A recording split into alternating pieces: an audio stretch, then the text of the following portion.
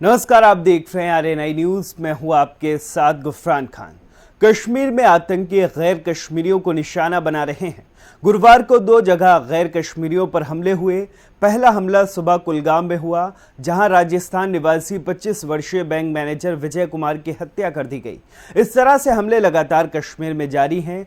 कश्मीरी समस्या का हल क्यों नहीं हो रहा है? कश्मीरी समस्या कहां से शुरू हुई? इन्हीं सभी मुद्दों पर बात करते हैं, तो चलिए मेरे साथ।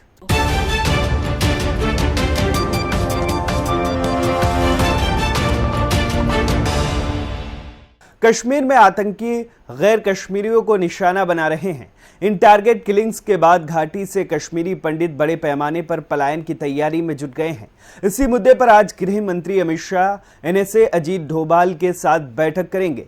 जम्मू कश्मीर प्रशासन ने खतरे की आशंका में कश्मीरी प्रवासी और जम्मू संभाग के अन्य कर्मचारियों को 6 जून तक सुरक्षित स्थानों पर तैनात करने का फैसला लिया है। इसके बाद भी प्रधानमंत्री के विशेष पैकेज के तहत नियोजित कर्मचारियों का आक्रोश कम नहीं हुआ। जम्मू में बड़ी संख्या में डेरा डालने वाले कर्मचारियों का आरोप है कि टारगेट बनाकर कर्मचारियों की हत्याएं की जा रही हैं। कश्मीर में इस साल 20 नागरिकों की हत्या हो चुकी है। इनमें से 9 हत्याएं पिछले 22 दिनों में हुई हैं, जिसमें 5 हिंदू और 3 सुरक्षा बलों के जवान थे। ये जवान छुट्टी पर घर आए थे।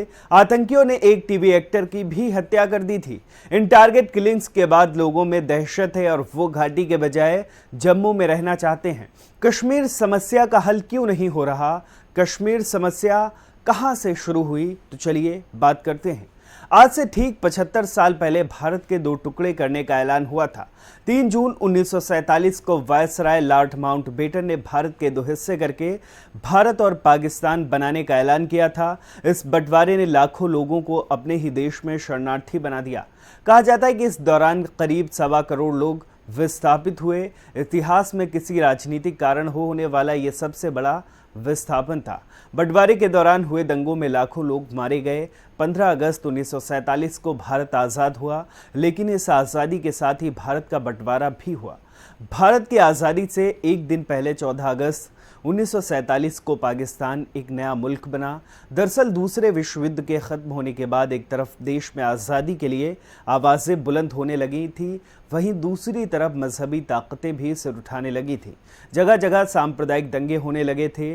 देश में उथल पुथल का माहौल था। आखिरकार फरवरी 1947 में ब्रिटिश सरकार ने भारत को आज़ाद करने का ऐलान किया, जिसकी जिम्मेदारी भारत के तत्कालीन वायसराय लॉर्ड माउंटबेटन को सौंपी गई।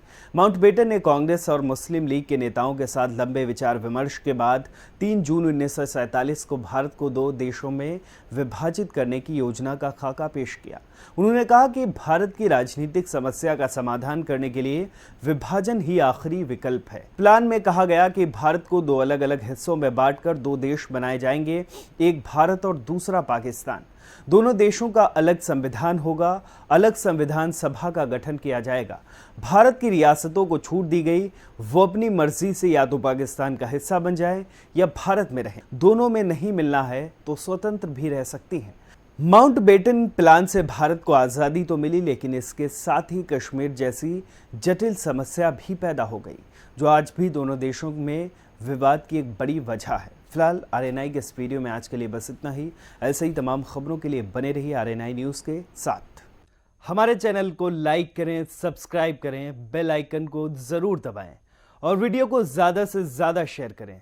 देश दुनिया की तमाम खबरों को नए अंदाज में देखने के लिए बने रहें हमारे साथ और देखते रहें आरएनआई न्यूज़।